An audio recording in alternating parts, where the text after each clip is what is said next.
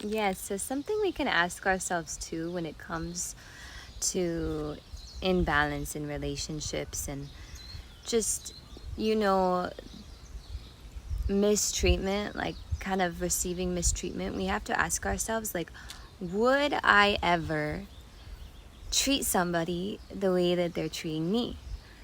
And if I would never, even on my worst day, would ever say anything that mean or do anything that disrespectful to anybody I know, and even if it's just a little thing too, like forgetting something.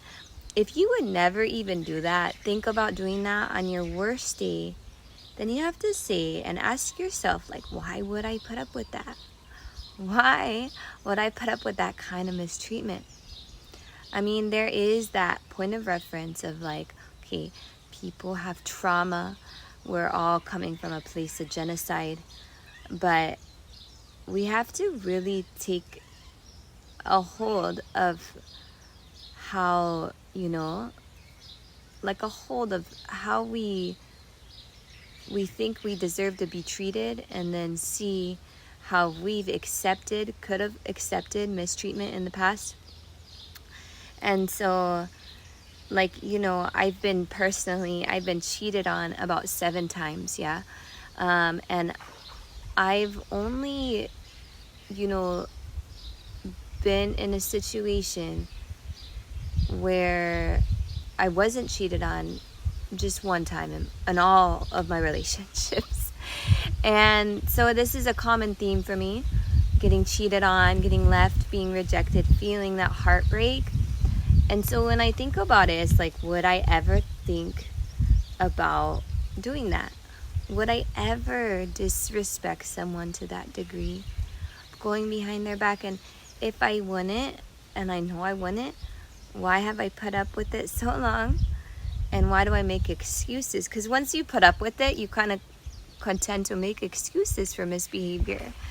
And so to accept the love we deserve starts with embracing the discernment that is needed to live in harmony within the Spirit, within the centeredness of your own spirit. And so with the spiritual law of protection of family, the Buffalo people, Tatanko Oyate, that nation, they teach the first law of discernment happens spiritually with personal intent. And so we need to have the spiritual discernment in place to start receiving the love that we deeply deserve and want. And so that's why alone time, being alone, can help build that connection to your own medicine, and then receiving the insights from Creator on learning spiritual discernment. And sometimes those lessons do come through people and their example of what you don't want to be or you don't want to see. So then you say thank you to that too. And then,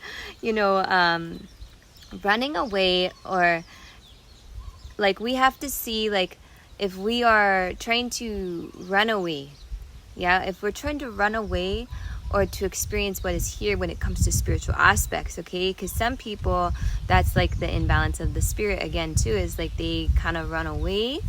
They can run away from responsibilities on earth through escaping through the spirit world.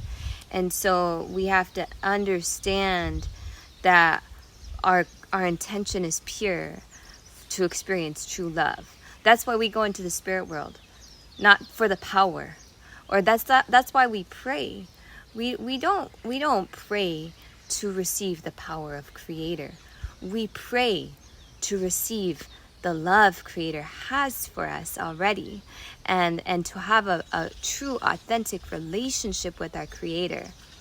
A lot of people can get confused, and that's where spiritual discernment is really prevalent. And so embracing freedom is the second step into spiritual discernment. And this freedom, comes from letting go of what binds us in the mind, and that could bind our heart.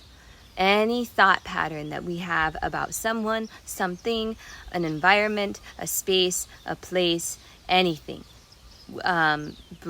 breathing into that and understanding there is respect and reverence and love and honor for those experiences, for those people that have hurt us, recognizing that there is medicine in that in itself, but also letting it go, letting Creator take control of our lives in this way.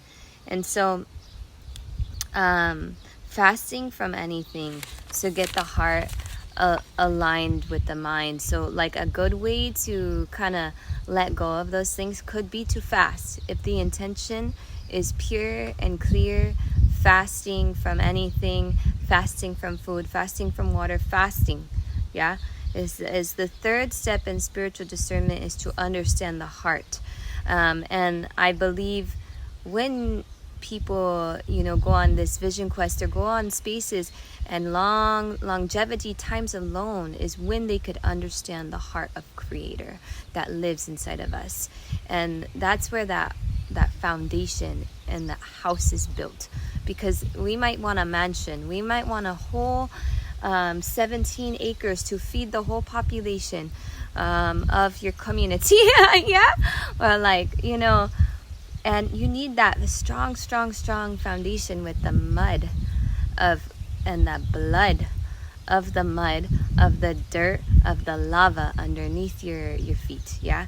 And so that strong foundation is within the heart. And day by day, this could be opened through the living breath connected to the connection of our Creator. So this living breath connecting us to the connection to our Creator, the connection that is always there. And through the imbalances